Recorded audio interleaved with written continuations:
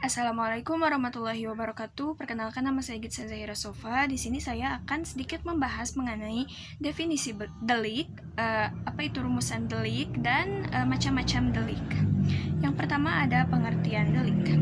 Delik dalam bahasa Belanda disebut dengan delik atau strafbaar yang berarti tindak pidana.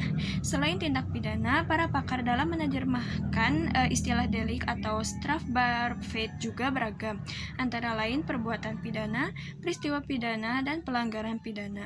Menurut Kamus Besar Bahasa Indonesia, delik adalah suatu tindak pidana, perbuatan yang dapat dikenakan hukuman karena merupakan pelanggaran terhadap undang-undang.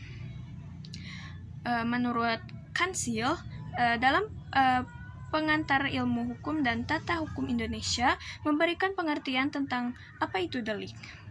Menurutnya, delik adalah perbuatan yang melanggar undang-undang. Oleh karena itu, bertentangan dengan undang-undang yang dilakukan dengan sengaja oleh orang yang dapat dipertanggungjawabkan. Menurut Wirjono Projodikoro, dalam asas-asas hukum pidana di Indonesia menyebut delik sebagai suatu tindak pidana.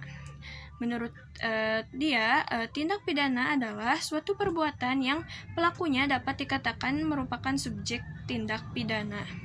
Sementara dalam asas-asas hukum pidana, karya Muljatno, perbuatan pidana atau delik adalah perbuatan yang dilarang suatu aturan hukum.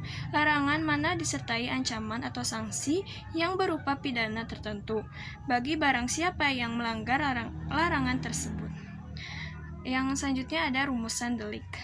Menurut Simons, merumuskan delik ialah kelakuan yang diancam dengan pidana yang bersifat melawan hukum, yang bertentangan dengan kesalahan dan dilakukan oleh orang yang mampu bertanggung jawab.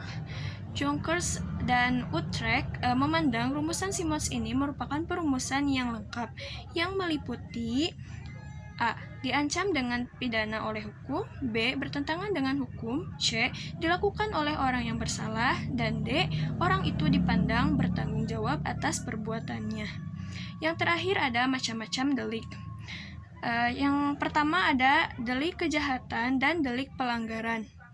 Delik kejahatan atau misdrijven adalah perbuatan yang bertentangan dengan keadilan, meski perbuatan tersebut belum diatur dalam undang-undang. Misalnya pasal 338 KUHP tentang pembunuhan. Tanpa ada aturan hukum, masyarakat sudah mengetahui bahwa pembunuhan adalah perbuatan yang tidak baik dan pantas dipidana. Sementara delik pelanggaran atau overtredingen yaitu perbuatan yang baru diketahui sebagai delik atau tindak pidana setelah diatur dalam undang-undang. Contohnya, pasal 503 KUHP tentang membuat kegaduhan atau pelanggaran ketertiban umum. Yang kedua ada delik formil dan delik material. Delik formil atau formil delik menitik beratkan pada perbuatan. Dengan kata lain, undang-undang melarang perbuatannya. Contohnya pasal 362 tentang pencurian. Seseorang dapat dipidana karena pencurian, meski barang yang hendak dicuri itu belum sempat diambil atau pencurian belum selesai.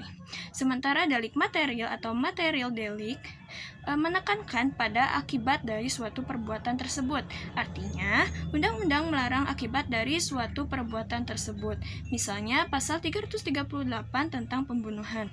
Meski pelaku berniat membunuh korban, tetapi korban belum sampai tewas, maka pelaku tindak dijerat pasal pembunuhan, melainkan pasal percobaan pembunuhan, atau pasal 338 dan pasal 53 ayat 3 tentang KUHP. Yang ketiga ada delik komisi dan delik omisi. Delik komisi adalah suatu perbuatan yang dilarang undang-undang. Jika perbuatan tersebut dilakukan, maka secara aktif melakukan delik komisi. Adapun delik omisi yaitu dilakukan dengan cara membiarkan atau mengabaikannya. Delik omisi terbagi menjadi dua, yaitu delik omisi murni atau membiarkan sesuatu yang diperintahkan, sedangkan delik omisi tidak murni adalah yang terjadi jika oleh undang-undang tersebut tidak dikehendaki suatu akibatnya. Adapun akibat ini timbul karena pengabaian, seperti pada pasal 338 KUHP yang dilakukan dengan tindak tidak memberi makan. Yang selanjutnya ada delik kesengajaan dan delik kealpaan. Delik kesengajaan adalah suatu tindak pidana yang dilakukan karena kesengajaan, sementara delik kealpaan dilakukan karena kesalahan atau kealpaan. Yang selanjutnya ada delik aduan dan delik biasa. Kleindelikten atau delik aduan adalah suatu tindak pidana yang penuntutannya membutuhkan aduan dari orang yang dirugikan. Jika tidak ada aduan, maka delik tersebut tidak dapat diproses oleh hukum.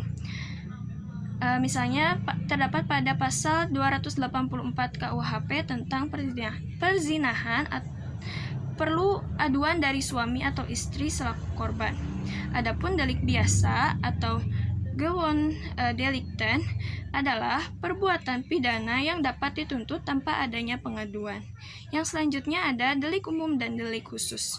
Delik umum adalah suatu tindak pidana yang dapat dilakukan oleh setiap orang, sementara delik khusus ini adalah hanya dilakukan oleh orang-orang yang mempunyai kualitas atau sifat tertentu. Misalnya tindak pidana korupsi atau tindak pidana militer. Mungkin hanya itu yang dapat saya sampaikan. Mohon maaf apabila ada kekurangan dan kesalahan. Wassalamualaikum warahmatullahi wabarakatuh.